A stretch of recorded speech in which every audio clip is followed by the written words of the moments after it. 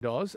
Shaka Bakery is a platform where you can buy and sell local and international stock. When I say stocks, I mean equities. Just the same way you go to the Nigerian Stock Exchange via one of their players and you buy stock on the floor. So basically, Shaka was an intermediary to be able to do that. And I can remember we had a conversation with somebody from Shaka a long time ago, and they were just basically explaining it. It's just the way in the technology world, there's always this we are the this but for this. So they are like Tinder but for equities, right? So they really don't hold the investment. They don't do the investment for you. They basically have created a partnership with somebody who is licensed both here and in the foreign markets, and all they just do is they play that intermediary role and make it easier for you to be able to get access to local and foreign stocks on one platform. So the Securities and Exchange Commission coming out to all the way go to the tribunal kind of worried me, because while I understand the SEC's point, because the SEC is very finicky about stuff like this, this is technology, and I think the SEC should have called them to have a conversation about this, especially looking at it from the perspective of, can we sub-regulate you? Can we make sure that you're doing these things within the ambience of the law? Or, by the way, we don't even need to talk to you. Whoever it is that you are selling for, can we send a message to those guys to make sure that they hold you to stronger regulation? I think those are the conversations they should have had. Because, and by the way, City of Lagos, let me say that this happens in other countries. Actually, not only does this happen in other countries, I'll tell you what even happens. So there are countries you go to that if you want to buy like insurance, or you want to buy stocks, or you want to buy, basically you want to buy anything, right? And there are multiple players. There are sites you can go to and apps you can go to that you can compare the price of this person with that person. So I want to buy insurance, for instance. Instead of just going and saying, which one do I know the most? I'll just go and buy that one. No, I'll just go to this website and I'll say, I want to buy car insurance, for instance. And then that app will bring out all the car insurance products on the app from different providers and say, okay, this is how much this guy is charged. This is how much this guy is charged. This is how much this guy is charged. And you can choose from the gamut of operators in front of you. What that does is gives power to the consumer, makes it easier for the consumer to make a choice, and basically just makes life easier for everybody. And I think that is one of the things Shaka brought to the table. And the SEC, not saying don't do it anymore, just saying, hold on, let's have this conversation. But I think, and this is where I worry with this kind of thing, this elaborate show of force doesn't help our markets. It doesn't help our markets. It's something we should have had a tete-a-tete at the back, like, yo, what's going on? We heard that you guys are doing this. What's really going on? And have that conversation and, explore all alternatives. And, by the way, and this is what I must say before we leave this topic, if the SEC's licensed regulators, licensed players were doing fantastic on the financial technology side, I would not vex. Do you get?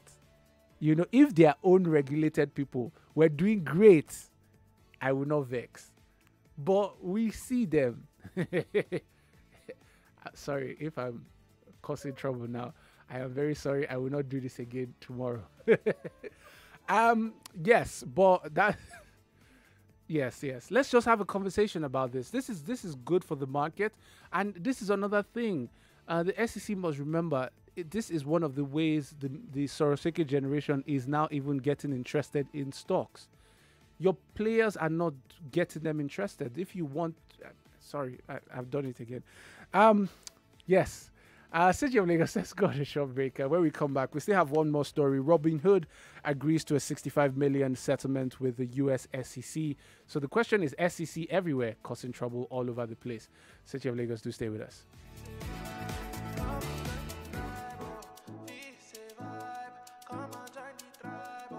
Free banking, safe and secure, much better than what you had before. great service. You feel withdraw, no charges. So what are you waiting for? Join the VBank family. Download the app, it's so easy. Save money and make interest. If you need more, you can invest. Everything in one app. Make you go get them sharp sharp. For simpler and faster banking, V is top of the ranking. Oh yeah, if you need another way to manage your account today, VBank now the better way. VBank now the better way. If you need another way to manage your account today, VBank now the better way. VBank now the better way. Download the V app from the Google Play Store and the iOS Store. Do more with V. Come and join the tribe, oh. V say vibe. Come and join the tribe, oh. Free banking, safe and secure, much better than what you had before. Great service, you feel withdraw, no charges. So what are you waiting for? Join the VBank family. Download the app, it's so easy. Save money and make interest. If you need more, you can invest. Everything in one app. Make you go get them sharp sharp. For simpler and faster banking, V is top of the ranking. Oh yeah, if you need another way to manage your account today, VBank now the better way. VBank now the better way. If you need another way to manage your account today, VBank now the better way. VBank now the better way. Download the V app from the Google Play Store and the iOS Store. Do more with V.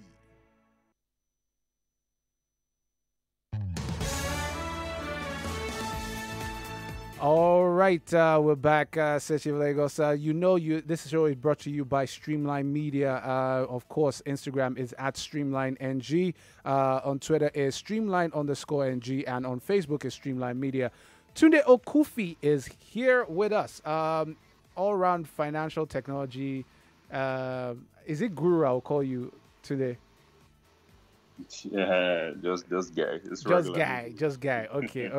We'll take guy. Professional. Guy. Professional. All right. So today, let's. I wanted to. Professional, please. All right, professional. All right. So let's start with the SEC conversation with Shaka. I don't know if you've heard about the conversation. We talked about it already, but I just wanted to hear your brief thoughts on it. What were your thoughts when you heard the story?